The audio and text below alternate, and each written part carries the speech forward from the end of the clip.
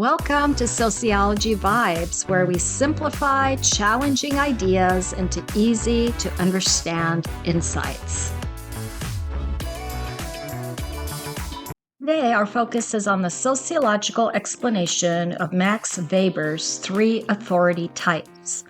Max Weber, a German sociologist, defined power as having the means to carry out one's will over someone, even in the face of resistance.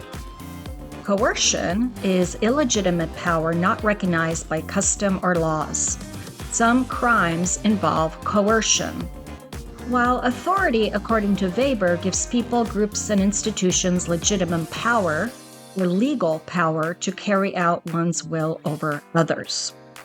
Weber described three types of authority that can exist in society. Traditional authority is legitimate power passed through customs, long-standing beliefs, rituals, birth, or inheritance. Because it is part of a tradition, its legitimacy is not questioned. It is usually maintained through religious customs, monarchies or nobility, and families, because that's how it's always been. And people do not question traditional authority. People follow traditional authority figures, groups, or organizations because they have always held power, and therefore it feels legitimate, normal, and part of the status quo, justified by customs, rituals, and beliefs. Examples include a king or queen, how they inherit the throne, the tribal leader, a community elder, religious leaders. Inheritance is passed down to the oldest male in family, or a parent punishing a child for misbehaving. Unless masses of people begin to question traditional authority, it usually does not get challenged. Now, charismatic authority is legitimate power, usually attributed to someone's appealing personality, an ability to fascinate and attract people to follow them. Popular social movements, leaders, religious leaders, celebrities are all examples of charismatic authority, and they motivate and they influence people.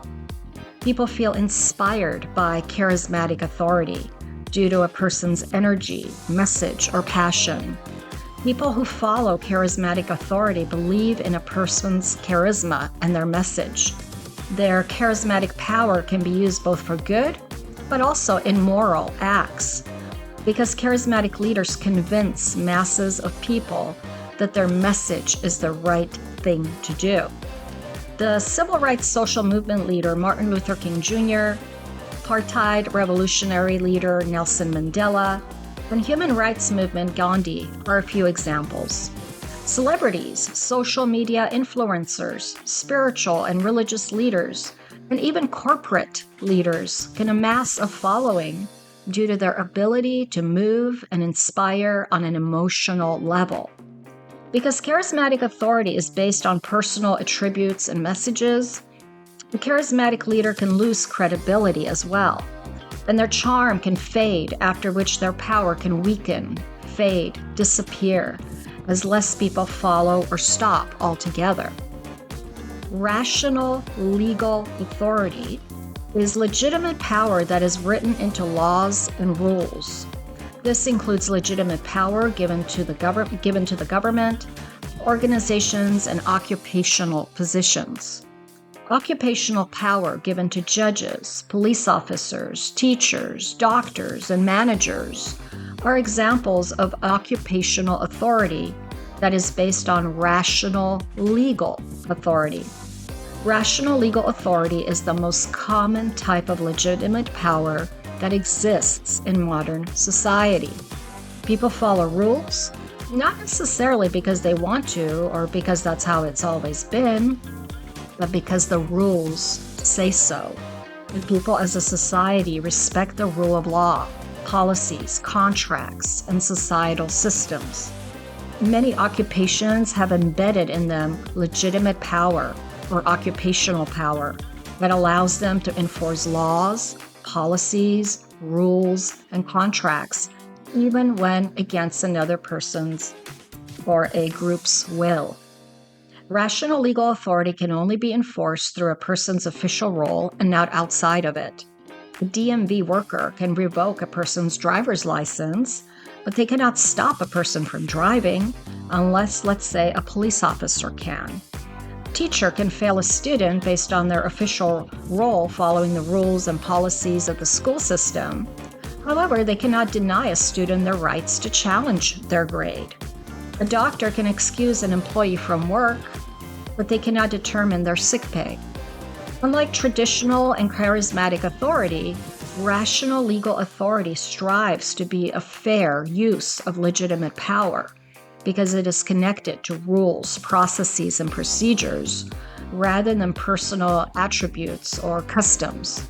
Even so, rational legal authority can be abused by those trusted with power.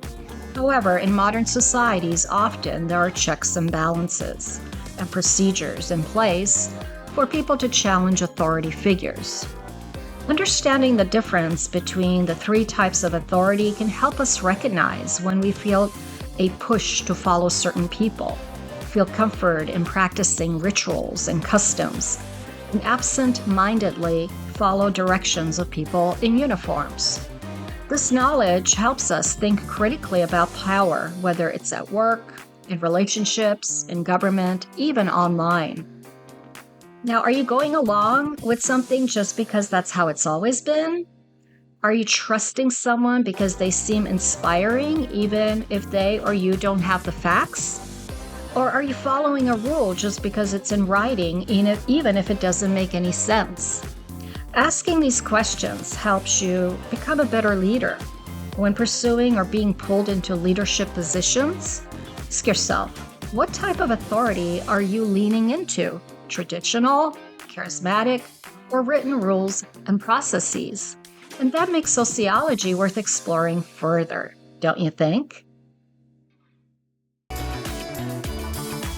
Thank you for watching. Be sure to comment below with your thoughts, questions, or any topics you'd like us to explore next. Let's keep the conversation going and our community growing. See you in the next Sociology Vibes video.